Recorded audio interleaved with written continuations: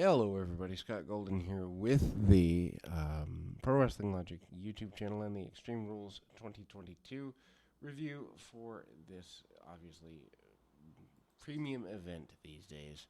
No longer pay-per-views. Anyway, 6 matches, Brawling Brutes, Sheamus, Ridge Holland, and Butch defeating Imperium, Gunther, Ludwig Kaiser, and Giovanni Vinci in a good old-fashioned Donnybrook 1750. Awesome match if you like the physical Smash Mouth style.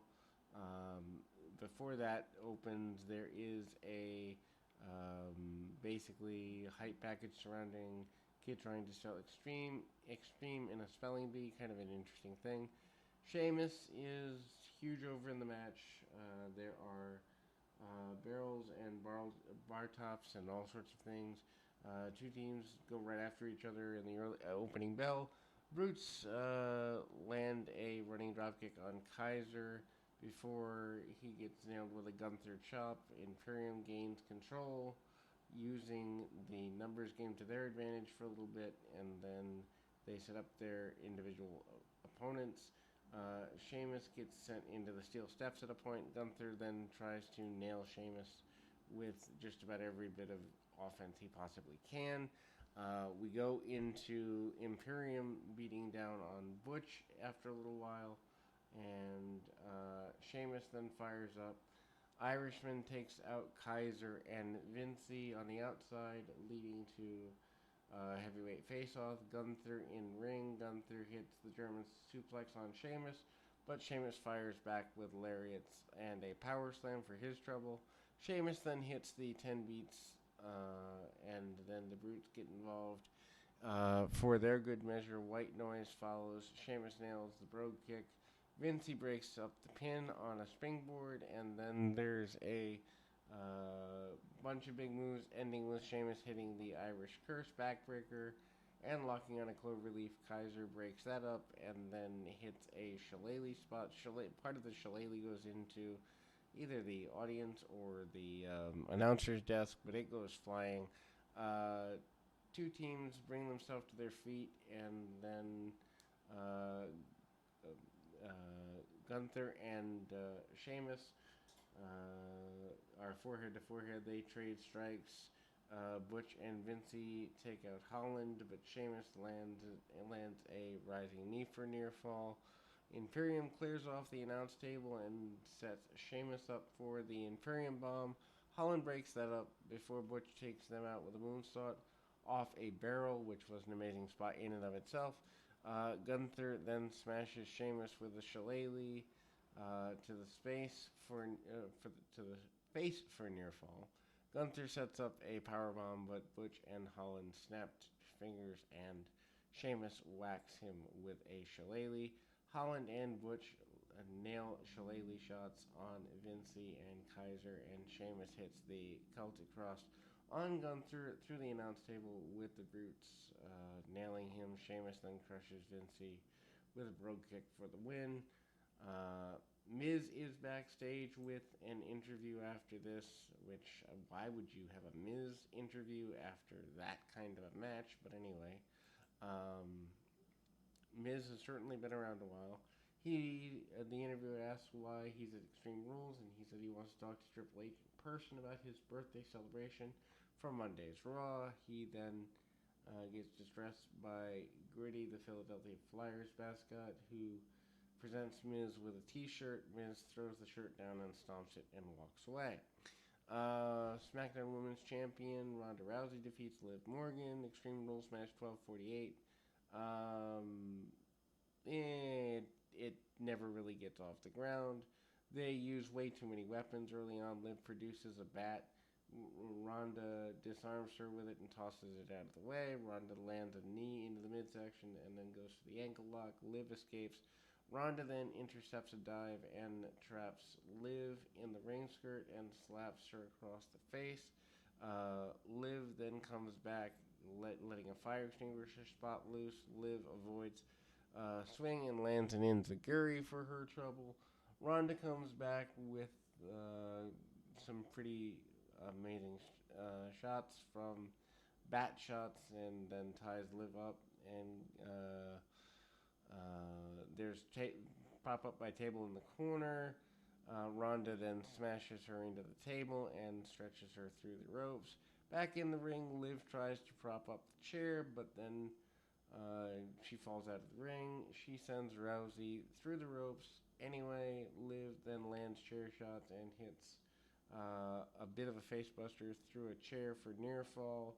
Sets up tables, and Ronda is laid on it on top rope senton through the table and a good near fall for her trouble. Ronda immediately locks Liv in a triangle. Liv kind of powers out for a little bit, but Ronda doesn't relinquish the hold. Ronda then turns a key lock, and then uh, eventually Liv taps out. Kind of a flat match, if you honestly ask me. And I mean, Ronda Rousey, a former real life fighter, should not be in this much of a goofy gimmick match. It's just dumb. Anyway, Karrion Kross defeats Drew McIntyre with Scarlett in a strap match, 10 minutes, 3 seconds. Pre-match brawl before the match is pretty good. Match is kind of flat, and it shows how they have devalued McIntyre. To think that at the beginning of the pandemic he was world champion, and now he's kind of a throwaway in a throwaway pay-per-view. Kind of sad. Before the match, Kross plays mind games. Takes a long time with the strap. He throws the strap to Scarlett, and McIntyre allows Kross to attack. Kross gets attacked and sends McIntyre into the ring post on the outside. Sends him over the barricade. They fight into the crowd for a bit. Fighting into the crowd is so 1998. It's not funny. McIntyre reverses a suplex on the floor into one of his own before nailing Kross on the apron with a sidewalk slam. After the Big E injury, why are we doing suplexes on the floor? Finally, back inside the ring, McIntyre puts the strap on Kross. The match is actually underway. Kross attacks McIntyre's arm for a good bit, and then they go back and forth that way. Drives him into the announce table at one point, eventually starts nailing McIntyre. Scarlett cheers him on. Inside the ring, Kross hits the Doomsday Salto for a near fall. After the pretty long beatdown, probably about 7 to 9 minutes here, McIntyre starts a comeback with a bunch of lariats. He lands a Future Shock DDT, but Kross then fights out for his trouble. McIntyre is repositioned and lands a spinebuster for a near fall. They both land each other with strikes before whipping each other out. McIntyre then takes advantage, hits a Future Shock DDT, and nips up. McIntyre counts down the Claymore kick. Scarlett enters the ring, gets in between the two of them. She blasts McIntyre with pepper spray. Then Kross comes up and gets the victory. Miz is backstage again trying to find Triple H for the second time. This is a waste of time. Women's Championship match, Bianca Belair defeats Bayley in a ladder match, 16-11.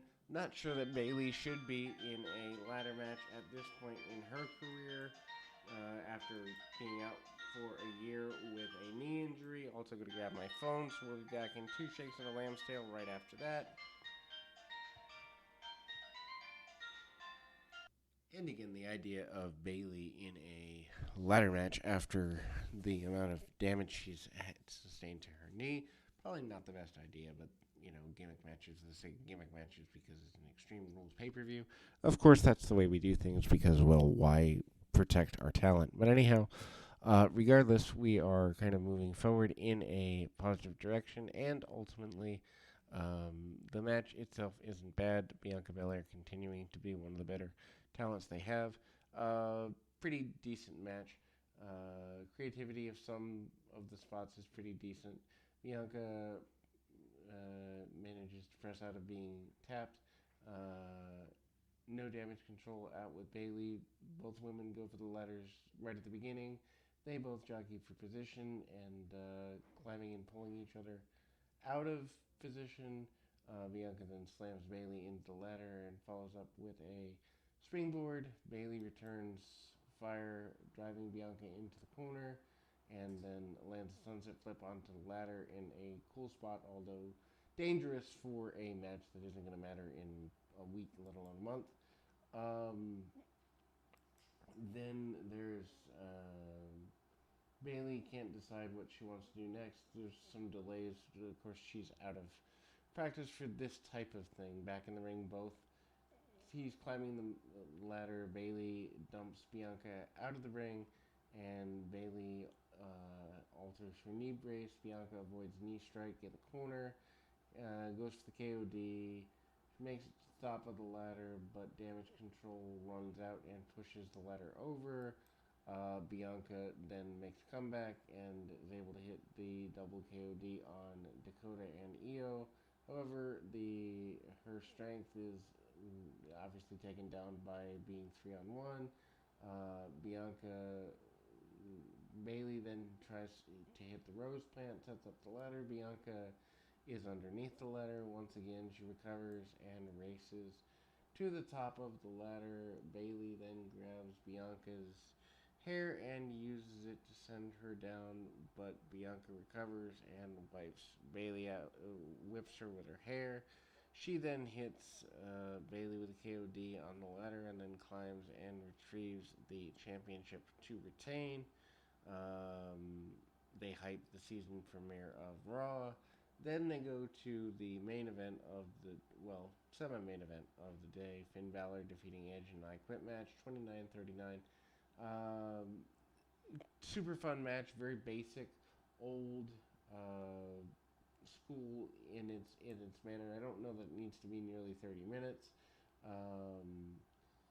They do a bunch of crowd brawling. They had microphone in hand, hard to hear. Say I quit. Edge goes right after Balor at the start. Balor is able to come back and target the left knee of Edge. Locks on a figure four. Edge won't quit. Balor then dominates for extended periods of time. Edge starts to come back, drives Balor through the barricade, and they go brawling into the crowd. Climbing up towards the concourse, Balor repeatedly sends Edge into the wall. Edge counters and hits a running attack, sending Balor into the concrete. Then they make their way back towards the ring, Balor regaining control as Edge sells his midsection for a good bit back inside. Balor attacks and hits repeated chair shots. Edge says he doesn't quit. Edge then lays in chair shots on Balor's left leg, locks on the inverted crab. Damian Priest then goes and Dominic Mysterio runs out on the break. Edge then fights off and spears Balor through the ropes, and Priest and Dominic go at it. Set up another spear. Then Rhea Ripley appeared and handcuffs Edge to the ropes. Judgment Day then is back out again. Surrounding Edge, he fights valiantly, but he's overwhelmed by the numbers game. Balor attacks kendo stick until Ray runs out to make the save. Ray takes out Balor and then hits 619 on Priest, but then attacks. Then Dominic beats his own father down. Balor resumes attacking Edge with a kendo stick until Beth Phoenix, Edge's wife, shows up and distracts everyone except Rhea, leading the two women brawling on the outside. Beth then takes out Rhea with a spear and frees Edge from the handcuffs, allowing her to the spear of Priest. Edge and Dominic were alone in the ring. Dominic pleads his case, but Edge low blows him, and then the distraction ends. Balor hits the sling blade. Edge goes with a spear out of nowhere and then hits a total of 3 of them. Edge is about to try to win with a crossface. Rhea takes out Beth with brass knucks, and Priest and Dominic take Edge out. Balor lands the coup de grace. He demands Edge say it and then told him to go to hell. Judgment Day restrains Edge, and Rhea is about to concerto Beth, leading Edge to quit to save his wife. Probably one of the better WWE matches in a long while. After the match, Rhea hit Beth with the concerto anyway. What a dastardly heel. Backstage, Miz basically has had it with Gritty attacking him. Dexter Lumis appears, and they continue that goofiness. Strange main event as Matt Riddle defeats Seth Rollins. Fight Pit special guest Daniel Cormier, 1654.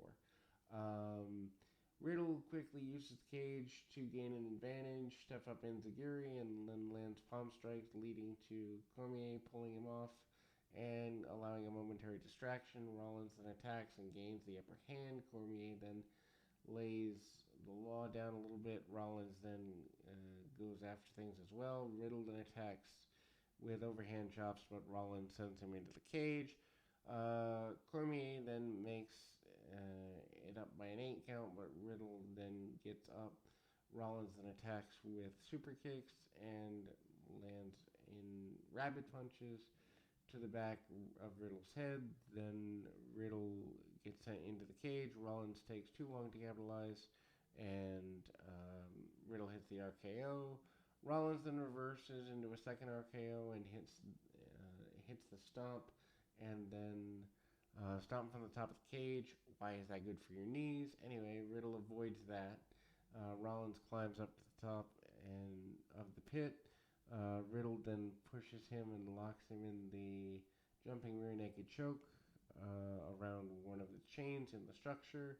Rollins then escapes and repeatedly drives Riddle into the cage before hitting a powerbomb into the cage and the wall. Then he follows up with pedigree on the platform.